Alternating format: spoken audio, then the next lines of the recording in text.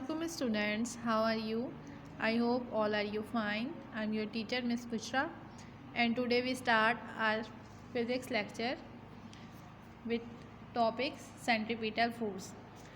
हमने अपनी previous video में पढ़ा था यूनिफॉर्म सर्कुलर मोशन के बारे में, सेंट्रीपिटल एक्सेलरेशन के बारे में और ये इसी का कंटिन्यू टॉपिक है centripetal force. What is centripetal force? The force required to move a body along a circular path is called centripetal force. जो centripetal force हमारे पास क्या होती है, अगर हम उर्दू में इसको लें, अगर हम उर्दू में इसकी बात करें तो इसको कहते हैं मरकज़ माहिल क़ुव्वत, यानी कि जो सेंटर की तरफ फोर्स काम करे उस वो वाली फोर्स.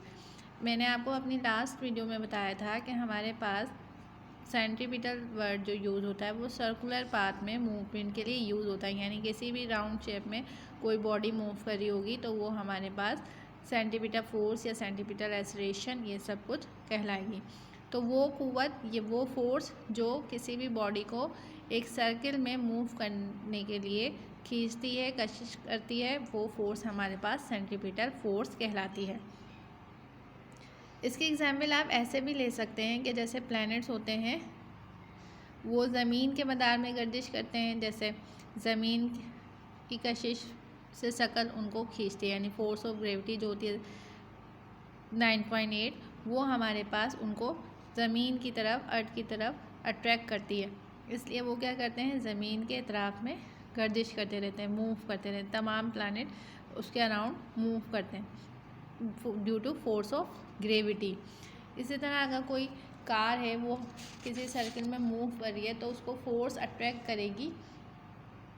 तो कौन सी फोर्स? टायर और जो रोड है उसके दरमियान में जो फ्रिक्शन की फोर्स पैदा होगी वो उसको सर्किल में मूव करने में मदद करेगी. इस तरह की फोर्सेस तमाम की तमाम हमारे पास क्या कहलाएंगी? सेंट्रीपिटल फोर्स कहलाएंगी. Now come to formula. What is formula of centripetal force?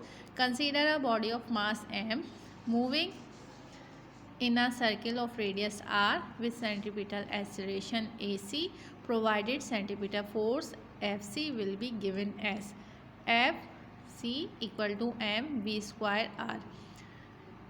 Formula क्या होता है इसका हमारे पास कि कोई भी बॉडी ऑब्वियसली बात है उसका मास होगा m, वो मूव करी होगी सर्किल के अंदर कितने रेडियस से? r रेडियस से.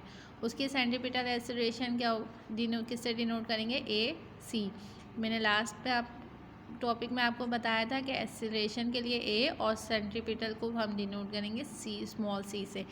प्रोवाइडेड सेंट्रीपिटल फोर्स, इसी तरह हम फोर्स को डिनोट करेंगे Fc से. किस तरह लिखेंगे? बॉडी का मास, बॉडी की वेलोसिटी और ये डिवाइड हो जाएगा r से.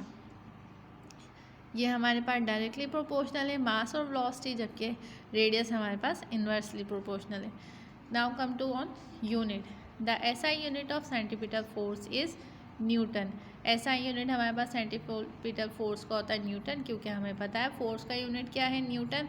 तो सेंट्रीपिटल फोर्स का यूनिट भी क्या कहलाएगा? न्यूटन. यहाँ पे डायग्राम आप इस तरह बना लेंगे इसका सर्किल की कि ये सर्किल है, वेलोसिटी इसकी इधर है, सेंट्रीपिटल फोर्स जो मैंने आपको बोला कि फोर्स जो इसको दायरे की तरफ खींचेगी, अंदर की तरफ खींचेगी, जिसकी वजह से ये मूव करता रहेगा, सर्कुलर मूवमेंट इसकी कंटिन्यू रहेगी. Now come to factors on which centripetal force depend. Centripetal force depends upon the following factors और material. Mass of the body, velocity of the body, radius of circular path. यानी centripetal force किन चीज़ों पर depend करेगी कि मास क्या है body का, उसकी वेलोसिटी क्या है और उसका रेडियस क्या है. मास यानी कि उसका क्या ग्रेविटी और वॉल्यूम उसका क्या है, वेलोसिटी यानी किस स्पीड से वो हरकत कर रही है, और सर्कुलर पाथ में मूव करेगी तो ऑब्वियस सी बात है उसका कोई ना कोई रेडियस तो होगा. इन तमाम चीज़ों पे कोई भी फोर्स डिपेंड करती है, सेंट्रीपिटल फोर्स उस पर डिपेंड करती है.